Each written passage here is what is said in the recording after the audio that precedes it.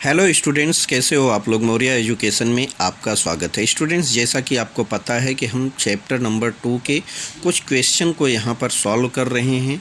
Solve करने का meaning यहाँ पर है कि आपने यहाँ पर देखा अकाउंट का क्लासिफिकेशन कैसे होता है और कौन कौन से अकाउंट इफ़ेक्टिव होते हैं, इसके बारे में हमने जाना है और समझा है। तो इसमें जो पहला इलस्ट्रेशन था, इसको हमने कल वाले वीडियो में कंप्लीट किया है। अगर आपने उसको नहीं देखा है तो प्लीज़ उसको देख लीजिए, क्योंकि अगर स्टेप बाय स्टेप जाएंगे तो आपको कहीं पर कोई भी प्रॉब्लम नहीं आएगा। हर चीज़ का स्टेप आपका क्लियर रहना चाहिए, हर जगह आपका कॉन्सेप्ट क्लियर रहना चाहिए। तो यहाँ इलस्ट्रेशन 2 में देखेंगे बच्चों, तो हमको दिया है classify the following accounts into personal, real and nominal account. यहाँ पर कुछ अकाउंट्स के नाम दिए गए हैं। अब हमको यहाँ पर क्लासीफाई करना है कि कौन सा अकाउंट पर्सनल अकाउंट होता है या कौन सा अकाउंट पर्सनल है, कौन सा रियल है और कौन सा नॉमिनल है। देखिए, इसको हमने अच्छे से जाना है, समझा है कि पर्सनल हम किसको बोलते हैं, रियल किसको बोलते हैं और नॉमिनल किसको बोलते हैं। तो एक बार मैं रिपीट कर देता हूं कि पर्सनल अकाउंट उसको बोलते हैं कि जो पर्सनल किसी से रिलेटेड रहे या कोई हम इंडिविजुअल की तरह ही, जैसे बैंक हुआ, कोई ऑर्गेनाइजेशन हुआ, उसको हम ट्रीट करते हैं तो उसको भी हम पर्सनल की कैटेगरी में रखते हैं। रियल का मीनिंग होता है जिसको हम छू सकें, देख सकें, टच कर सकें। उसमें होता है टेंजिबल और इनटेंजिबल एसेट्स, तो रियल अकाउंट की कैटेगरी में आता है। नॉमिनल जो हमारे एक्सपेंसेस या इनकम के हेड होते हैं उसको हम नॉमिनल अकाउंट बोलते हैं। उसको भी हम एक हेड बना देते हैं, नाम बना देते हैं, जिसको हम नॉमिनल अकाउंट का नाम देते हैं। तो यहाँ पर देखिए बच्चों, हमको क्वेश्चन दिया है। क्वेश्चन को आप अगर ध्यान से देखेंगे तो हमको यहाँ पर टोटल 12 हेड दिए हैं। कितने? 12 हेड दिए हैं। फर्स्ट है स्टेशनरी अकाउंट, सेकंड है Mahesh account, third machinery account, capital account, loss by fire, Pune municipal corporation account, building account, bank of Maharashtra, copyright account, repairs account, laptop account and wages account. अब हमको इसमें क्लासीफाई करना है। देखिए, है तो सब अकाउंट ही, अब लेकिन यहाँ पर कैसा है, हमको मिक्सअप में दिया है। इसमें हमको अलग अलग कैटेगराइज करना है कि कौन सा इसमें किस कैटेगरी में आएगा। तो आई होप कि आपने क्वेश्चन देखते ही इसको समझ लिया होगा। इसमें ज़्यादा कुछ दिया नहीं है, आप इसको अच्छे से कर सकते हैं। बस आप इसको प्रैक्टिस करते जाएंगे तो आपका कॉन्सेप्ट क्लियर रहेगा। मैं स्टेप बाय स्टेप ही चल रहा हूँ कि आगे आपको कहीं पर कोई भी प्रॉब्लम ना दिखे। देखिए, यहाँ पर अगर हम स्टेशनरी अकाउंट की बात करें तो स्टेशनरी क्या है? स्टेशनरी कोई पर्सन है नहीं, कोई कंपनी है नहीं, ठीक है। रियल क्या होता है? जिसको हम छू सकें, देख सकें, टच कर सकें, उसको हम कहीं एक स्थान से दूसरे स्थान पर मूवेबल या इमूवेबल की कैटेगरी में रख सकें। तो स्टेशनरी हमारा बिजनेस से जुड़ा हुआ एक्सपेंस आता है। बिजनेस से जुड़ा हुआ क्या है? एक्सपेंस है। जैसे नोटबुक हुआ, डायरी हुआ, इंक हुआ, पेन हुआ, रबर हुआ, प्रिंटिंग पेपर हुआ, ये सारी चीज़ों को हम क्या करते हैं, अलग अलग न लिख के किस हेड में लिखते हैं? स्टेशनरी अकाउंट में लिखते हैं। तो स्टेशनरी अकाउंट होता क्या है? देखिए, स्टेशनरी अकाउंट हमारा रियल अकाउंट नहीं है, पर्सनल अकाउंट नहीं है। ये क्या होता है? Nominal account. हम एक नाम दे दिए हैं जिसको हम नॉमिनल अकाउंट बोलते हैं। इसको, इस हेड को हम क्या बोलते हैं? Nominal account. तो स्टेशनरी को हम नॉमिनल अकाउंट के हेड में रखेंगे।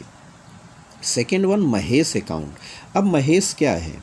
महेश तो एक जीता जागता नाम दिख रहा है, इंसान दिख रहा है। इंसान का नाम ही हम महेश रख सकते हैं। कोई कुत्ते, बिल्ली या ऐसा, उसको भी अगर हम नाम देते तो उसको भी हम पर्सनल के ही कैटेगरी में रखते। लेकिन यहाँ एक इंसान का नाम दिख रहा है जिसको हम महेश के नाम से बुलाते हैं, और महेश ने किसी बैंक में या किसी ऑर्गेनाइजेशन में या किसी व्यापारी के पास उसका अकाउंट चल रहा है, तो उसको हमने महेश अकाउंट के नाम से ट्रीट किया है। तो महेश अकाउंट क्या है? पर्सन है, तो पर्सनल अकाउंट। इसको हम कहाँ पर रखेंगे बच्चों? पर्सनल अकाउंट की कैटेगरी में रखते हैं। थर्ड वन आते हैं मशीनरी अकाउंट। मशीनरी क्या है? मशीनरी देखिए, एक प्रॉपर्टी है, एक रियल असेट्स है जिसको हमने अपने बिजनेस के तहत बिजनेस के रिक्वायरमेंट के हिसाब से ख़रीदा होगा और इसकी लॉन्ग लाइफ होती है। ठीक है, इसकी लॉन्ग लाइफ होती है, इसको हम यूज करते हैं अपने बिजनेस में, तो हमारी ये एसेट्स है और इसको जब हम बेचते हैं तो हमको कुछ पैसे भी मिलते हैं। तो इस तरह से मशीनरी हमारा क्या हो गया, रियल अकाउंट है। मशीनरी क्या है, रियल अकाउंट्स है, जिसको हम मशीनरी को छू सकते हैं, टच कर सकते हैं, इसको पैसे में हम इसकी वैल्यू कर सकते हैं। ठीक है, तो मशीनरी हमारा रियल अकाउंट आ गया, थर्ड वन। फोर्थ वन की बात करते हैं, कैपिटल अकाउंट।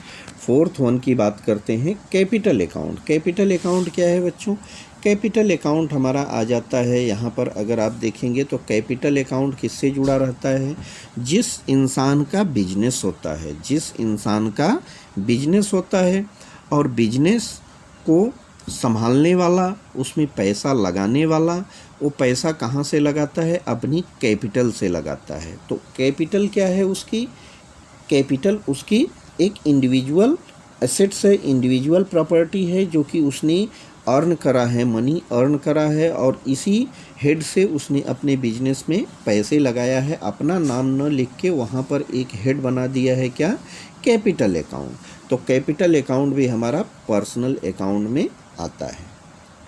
आगे देखिए loss by fire. Loss by fire account क्या है बच्चों, लॉस बाय फायर जैसे हमारे बिजनेस में कुछ माल सामान आते हैं, कुछ भेजे जाते हैं ट्रेन से, बस से, गाड़ी से, ठीक है, किसी भी तरह से, अगर वहाँ पर आग लगने से किसी प्रकार का नुकसान हो जाता है तो इसको हम क्या करते हैं, लॉस बाय फायर। और बिजनेस के लिए क्या है, ये डेबिट होता है, लॉस हुआ, नुकसान हुआ, बिजनेस का क्या हुआ, घाटा हुआ एक तरह से, तो ये हमारा डेबिट बैलेंस दिखाता है, हमारे प्रॉफिट को कम कर देता है क्योंकि लॉस अचानक से हुआ है आग लगने से, तो ये हमारे बिजनेस के लिए घाटा होता है। तो इसको हम कैटेगराइज कर रहे हैं यहाँ पर, तो कैटेगराइज में क्या आएगा, ये नॉमिनल अकाउंट आता है। इसको हम किस में रखेंगे, नॉमिनल अकाउंट में रखेंगे। Pune municipal corporation account. Pune municipal corporation account क्या है, देखिए पुणे म्यूनिसिपल कॉरपोरेशन एक इंडिविजुअल तो नहीं है, लेकिन इसको जब हम ट्रीट करते हैं तो इंडिविजुअल अकाउंट की तरह ट्रीट करते हैं कि पुणे म्यूनिसिपल, मैं कहाँ गया था तो कोई बोल दिया कि हम पुणे म्यूनिसिपल कॉरपोरेशन गए थे, हम बीएमसी गए थे, ठीक है, बॉम्बे म्यूनिसिपल कॉरपोरेशन गए थे, हम इंडियन बैंक गए थे, हम इंडियन बैंक कहाँ गए थे, इलाहाबाद बैंक गए थे, कॉरपोरेशन बैंक गए थे। ये सब क्या होता है, हम इसको इंडिविजुअल की तरह ट्रीट करते हैं। इसके लिए ये सारे हेड को हम कहाँ पर रखते हैं, पर्सनल अकाउंट की कैटेगरी में रखते हैं। फिर से हमको मिला बिल्डिंग अकाउंट। सेवेंथ वन क्या है, बिल्डिंग अकाउंट। तो बिल्डिंग क्या है बच्चों, बिल्डिंग देखिए जैसे हमारी मशीनरी प्रॉपर्टी है, बिल्डिंग के लिए हमने पैसे में उसको परचेज करा होगा या बनाया होगा, सारी चीज़ें पैसे से आई है। तो पैसा भी हमारा क्या है, रियल अकाउंट होता है, एसेट्स होता है, एसेट्स से हमने एसेट्स को बनाया है। तो बिल्डिंग भी हमारी क्या होती है, एसेट्स होती है और एसेट्स हमारी रियल अकाउंट के कैटेगरी में आती है। तो सेवेंथ वन भी हमारा रियल अकाउंट में आएगा। अब हम चलते हैं बैंक ऑफ महाराष्ट्र। देखिए बैंक ऑफ महाराष्ट्र क्या है, बैंक ऑफ महाराष्ट्र एक ऑर्गेनाइजेशन है, एक बैंकिंग संस्था है जहां पर हम पैसे का लेन देन करते हैं, वहां से हम लोन लेते हैं, बहुत सारी चीज़ें हम करते हैं। तो इस ऑर्गेनाइजेशन को भी हम किस में रखेंगे बच्चों, इसको भी हम पर्सनल अकाउंट की कैटेगरी में रखते हैं। इसको भी हम कहाँ रखते हैं, पर्सनल अकाउंट की कैटेगरी में रखते हैं। अब बात आती है कॉपीराइट अकाउंट। कॉपीराइट अकाउंट क्या होता है, कॉपीराइट अकाउंट होता है हमारा कि जिसको हम देख सकें, छू सकें, टच कर सकें, उसको पैसे में वैल्यू कर सकें। तो यहाँ पर इसको हम पैसे में वैल्यू करते हैं कॉपीराइट को, क्योंकि एक बार हमने उसको कोई चीज़ बना दिया है तो उसका जो कॉपी करता है उसको, या कॉपी राइट्स का हम जिसको राइट्स देते हैं, उससे हमको पैसे मिलते हैं, ठीक है। तो इसको भी हम पैसे में कंपेयर करते हैं, लेकिन इसको छू नहीं सकते। तो ये हमारा इंटेंजिबल एसेट्स आता है। ये क्या आता है, हमारा इंटेंजिबल एसेट्स आता है, लेकिन इसको हम किस में रखते हैं, रियल अकाउंट होता है, क्योंकि रियल अकाउंट के हमारे दो पार्ट होते हैं। एक होता है इंटेंजिबल एसेट्स को हम उसमें रखते हैं और एक हम टेंजिबल एसेट्स को रखते हैं, ठीक है। तो टेंजिबल एसेट्स को इसमें रखते हैं। अब देखिए तो हमारा कॉपीराइट क्या हो गया, रियल अकाउंट हो गया। अब बात आती है टेंथ।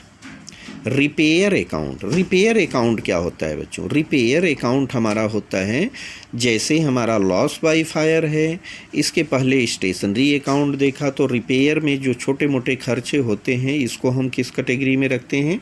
रिपेयर की कैटेगरी में रखते हैं। रिपेयर की कैटेगरी में रखते हैं तो रिपेयर को हम कहाँ दिखाएंगे? नॉमिनल अकाउंट में दिखाएंगे। रिपेयर से पैसे आ रहे हैं तो इनकम है, रिपेयर के लिए पैसे जा रहे हैं तो हमारे लिए क्या है? एक्सपेंस है। लेकिन कैटेगराइज कर रहे हैं यहाँ पर तो इसको हम नॉमिनल अकाउंट की कैटेगरी में रखेंगे। आगे बात आती है लैपटॉप अकाउंट। लैपटॉप क्या है? लैपटॉप हमारे बिजनेस की ज़रूरत है, हमारे बिजनेस में उसको यूज करते हैं, ठीक है। तो बिजनेस में जो चीज़ें यूज होती है और बिजनेस के पर्पज से होती है इसको हम क्या बोलते हैं?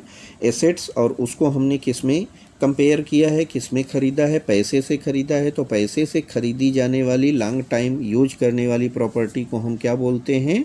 हमारा रियल अकाउंट एसेट्स आता है। एक तरह से हमारा एसेट्स है। लैपटॉप हमने लिया है तो 2 साल 5 साल 10 साल 20 साल यूज करते हैं उसको, तो लैपटॉप हमारा रियल अकाउंट के कैटेगरी में आता है। तो आई होप आपने इसको समझ लिया होगा।